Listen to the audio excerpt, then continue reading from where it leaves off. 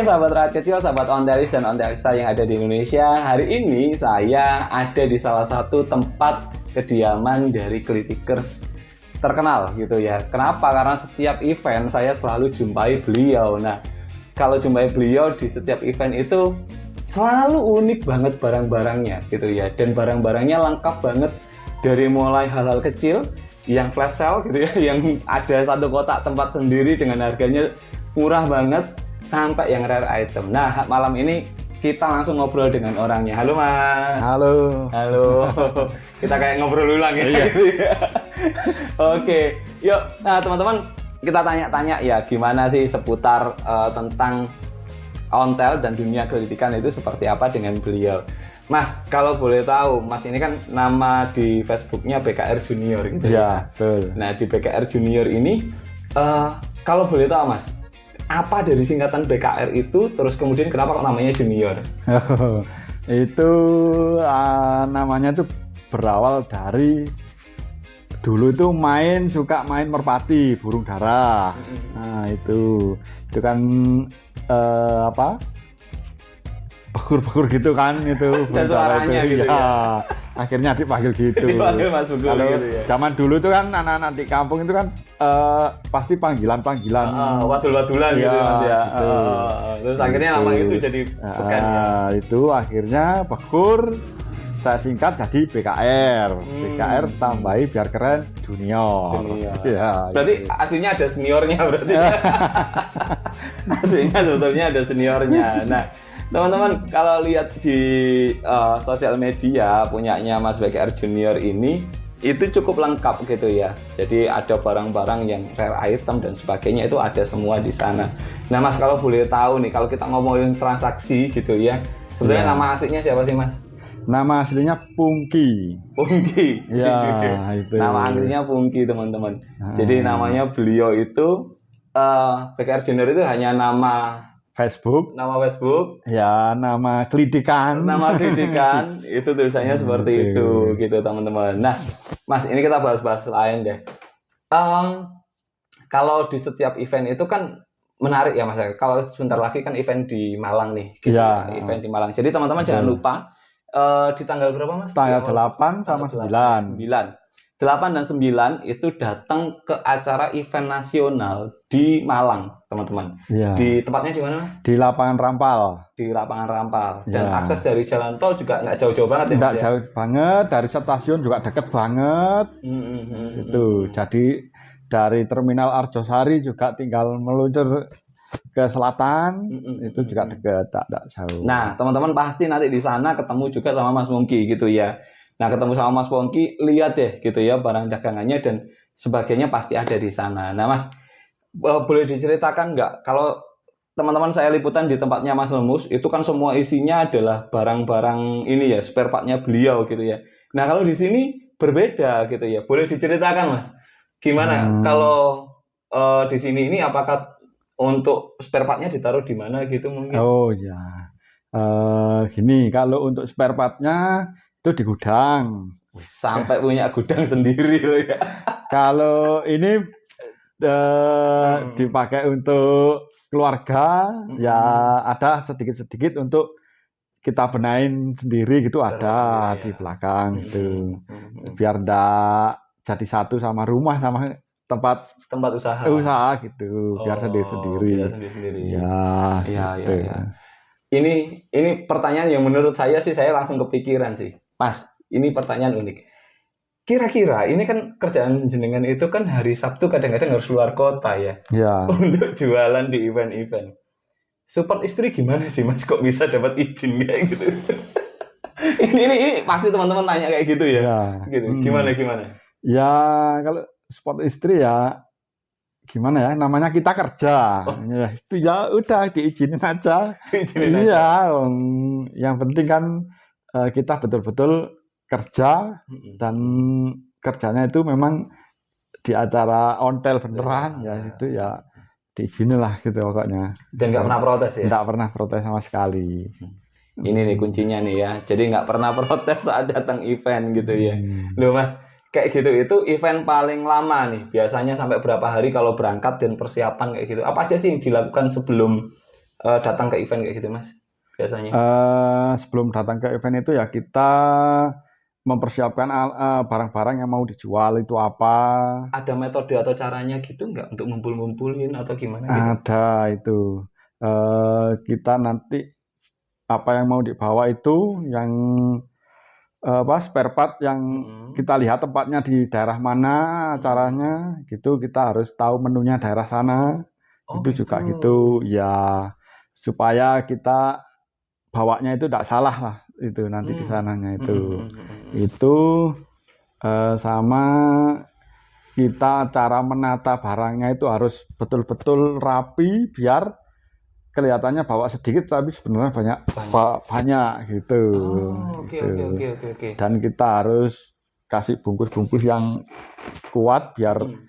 itu tidak mudah Pecah gitu pecah ya. gitu ya itu. Ada sortir khusus nggak? Saya yakin teman-teman kalau mau cari barang gitu ya di sosial media pasti nanti lihat sendiri lah ya di sosial medianya Mas Bogor. Itu kan pasti banyak seleksi awalnya Mas. Kira-kira oh aku mau bawa ini, aku mau bawa ini itu apakah didata? Ada pembawanya itu didata atau hanya berdasarkan feeling aja nih diambil kayak gitu? Ya berdasarkan feeling aja. Feeling ya Mas? Iya, feeling aja. Jadi kita, oh nanti rencananya di daerah sini. Hmm. Oh orang sana itu sukanya barangnya ini. Itu saya punyanya ini ya, saya bawa ini gitu. Oh gitu. Ya, gitu. Eh, kita sesuaikan dengan menunya itu kita sesuaikan dengan Daerahnya. daerahnya. Jadi tidak selalu setiap event itu bawa sepeda gitu enggak ya berarti ya? Enggak selalu. Oke. Jadi Kalau dilihat tentang venue-nya bawa ya. sepeda Mm-mm. itu pasti kita kalau lihat oh ini acara nasional gitu Mm-mm. baru kita bawa sepeda Oke. gitu. Kalau acaranya triwulan apa gitu ya kita bawa sedikit-sedikit aja. Sedikit-sedikit aja ya. Enggak selalu harus bawa banyak atau bawa sedikit enggak. Kita Mm-mm. menyesuaikan Iya. gitu. Punya pengalaman unik nggak Mas? Kan tadi berdasarkan memori ya. Ya. Barang segitu banyak. Teman-teman kalau datang ke event kritikan itu barangnya nggak hanya 10. Barangnya itu banyak banget gitu ya, hampir satu stand. Pernah nggak sih Mas kelupaan atau kehilangan atau bagaimana kayak gitu? Itu pernah nggak ngalamin kayak gitu kalau di event? Kalau kehilangan sih selama ini saya belum. Belum pernah ya. Belum pernah ya. Kalau kelupaan, ketinggalan itu juga belum pernah. Jadi kita Hafal semua. hafal, kita cara menatanya juga rapi itu juga kalau nanti ada yang hilang satu itu kelihatan.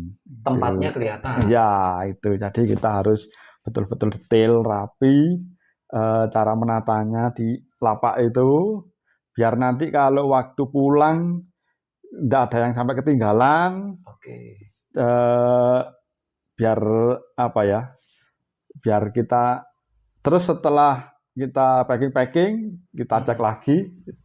Kalau sudah memang benar-benar tidak ada, baru pulang. Wow. Ini ya. Jadi ini pertanyaan random aja sih, saya kepikiran. Harganya juga hafal semua, Mas. Nah ini ya, ada itu, ya ada barang segitu banyaknya.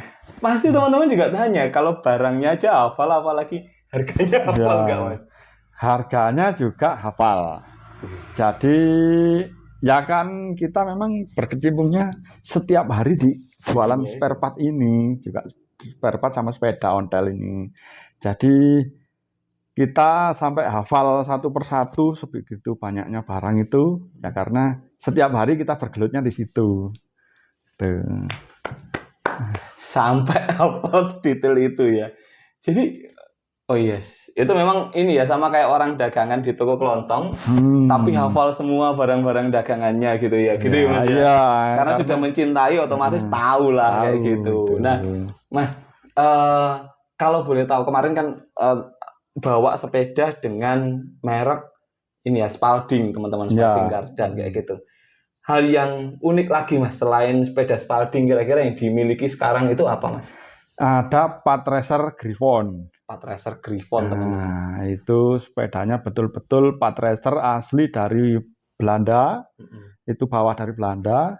Dan itu spare partnya semua masih ori semua, masih tembus. Itu masih bertuliskan Griffon semua. Mulai dari hook, dari slappy, saddle, semuanya pokoknya Tulisan masih Griffon. Griffon. Iya, itu. Wow. Itu.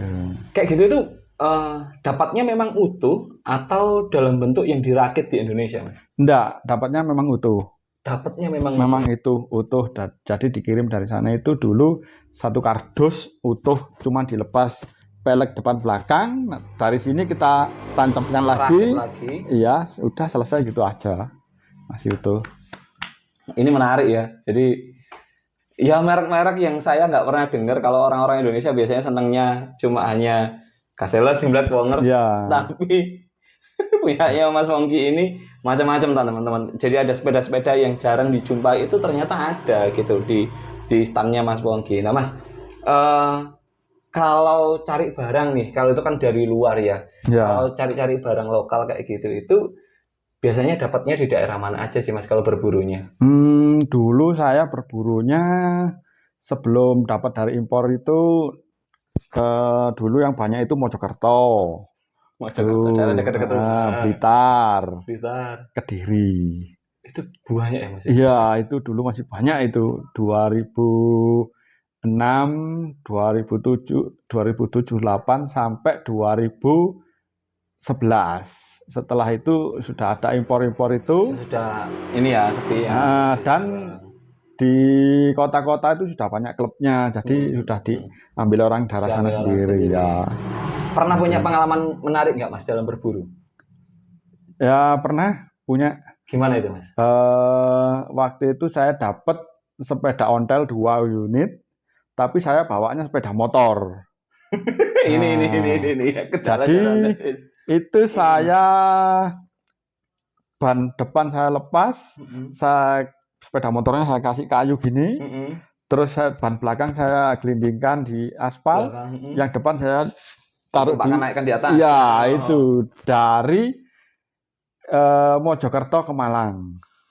Guys, Mojokerto Malang itu jaraknya hampir 100 kilo. Iya, itu. Hampir 100 kilo dan dilakukan kayak gitu. Dilakukan kayak gitu dulu. Itu sepeda apa Mas zaman dulu itu? Waktu itu ya cuman Vongres H, antara itu sama kalau tidak salah tuh Hima Polisi dulu itu. Tapi itu bawa dari Mojokerto ke Malang dengan jarak 100 kilo dinaikkan gitu ya. Itu keren banget sih gitu ya. Saya nggak bayangin ya. Biasanya kalau udah mentok kayak gitu udah telepon Grab atau telepon ini ya dinaikkan. Ada lagi nggak Mas yang mungkin dapat di daerah yang kondisinya murah banget gitu? Mungkin pernah punya pengalaman? Pernah punya. Saya pernah dapat ini sepeda magnet cross. Cuma dapat harga 180.000. Itu kata orangnya sudah mahal. Itu iya. Tahun berapa Mas bisa sampai? Itu tahun 2007-an. Itu. Simplex. Magnet cross itu yang gede-gede gitu ya Mas? Iya, yang batangnya besar, terus bagian depannya garpunya kotak besar gitu. Iya, itu. Itu dapat 180.000. Cuman sudah tidak ada keranjangnya. Cuman bentuk sepeda aja. Itu pengalaman yang keren banget ya, loh. Dan akhirnya orangnya saya tambahin, saya belikan rambutan 2 kilo. Tambahin rambutan. Ya, udah seneng banget. Itu, Mas? Di daerah mana? Di daerah Dawar, Blandong. Nah, ya tahu itu dekat rumah saya juga tuh ya. Ada ya sepeda itu di sana. Ada itu. Saya sampai tidak percaya awalnya itu, saya kira itu bikinan pertamanya. Ternyata setelah saya teliti semua itu memang ori. Itu benar-benar. Dan akhirnya, nah sekarang sepedanya di mana? Sekarang sepedanya itu dibeli temen orang Malang sendiri, terus terakhir dibeli di temen Malang, dibeli Pak Haryono Kediri. Oh, oke. Nggak tahu berapa itu. Ya. Itu keren banget ya. Keren banget. Nah, Mas, ini pertanyaan saya terakhir nih. Kalau teman-teman pengen tahu gitu ya, cari informasi tentang butuh perlengkapan ataupun spare part, hubunginya kemana sih Mas untuk Mas? Kalau ke saya itu WA saya 081 336 514 255. Oke, nanti saya sertakan di bagian bawah. Teman-teman bisa langsung hubungi lokasinya juga kalau mau datang ke lokasi juga enak banget, sekalian wisata gitu ya. Jadi Mas Pongki ini saya temui di Kota Batu teman-teman gitu ya. Iya. Kalau mau di Malang juga ada ya Mas Ada ya? di Araya. Di Araya. Jadi di pergudangannya di Araya. Jadi kalau mau datang aja langsung. Terus kemudian belanja langsung, lihat langsung lebih enak gitu ya. Iya, Mas ya? itu lebih Gitu. fair. Lebih fair ya. Jadi langsung lihat barangnya bisa suka, lebih enak gitu ya. monggo, gitu. Langsung bungkus. Nah Mas, terakhir nih, ada pesan-pesan khusus nggak untuk teman-teman semua yang baru pertama mungkin hobi ontel gitu ya? Itu apa sih Mas pesan-pesannya kalau untuk teman-teman yang baru pertama hobi ontel? Pesan saya kalau baru pertama hobi ontel itu usahakan cari temen yang betul-betul pernah main ontel, yang sudah hafal perontelan, hafal jenis-jenis sepeda. Jadi biar nanti kalau beli itu tidak sampai keblusuk. Nah, itu. Ya, betul. Itu sama kalau beli di online, usahakan dilihat dulu, dikorek-korek. Itu pertemanannya, terus tentang jual belinya. Itu kalau benar-benar terpercaya, baru beli. Jangan sampai nanti ketipu, jadinya akhirnya kecewa gitu. Ya. Kecewa malah nanti nggak main ontel. Nggak main ontel akhirnya. Malah orang ontel makin berkurang lagi. Gitu, iya, ya. betul. Iya. Tapi intinya teman-teman di belanja online memang ya kita tidak pernah memungkiri sih, karena memang juga banyak yang nipu-nipu di Instagram juga banyak. Tapi kuncinya adalah kewaspadaan. Karena ngomongin tentang hobi itu bukan hanya seneng, tapi juga logika gitu ya. Jadi kalau barangnya terlalu murah, jangan-jangan penipuan kayak gitu ya. Dan tadi sempat disampaikan, trace dulu, dalami dulu orang-orang itu terpercaya tidak gitu ya Mas ya. Betul. Tidak. Nah, mungkin ini ya Mas ya, kalau sekarang dilihat ada juga teman-teman yang melakukan rekber ya, rekening bersama. Iya. Itu juga membantu ya. Iya, kayak gitu. Oke. Teman-teman, itu obrolan singkat saya dengan Mas Pongki. Kenapa sih Mas Daniel kok sering jalan-jalan terus datangi para kritikers gitu ya? Tujuannya satu, biar teman-teman yang ada di Indonesia itu tidak kesusahan cari barang. Yang pertama, yang kedua juga lebih familiar, bukan hanya ketemu hanya di event ontel, tapi juga lihat langsung, terpercaya orangnya gitu ya. Harapan saya dengan hal itu, teman-teman nggak makin takut untuk belanja online, nggak makin takut untuk main sepeda. Karena ingat, yang penting itu adalah sepedaannya, bukan sepedanya. Terus cintai hobi teman-teman semuanya, dan tetap saksikan Sepeda Rakyat Kecil. Thank you teman-teman, bye.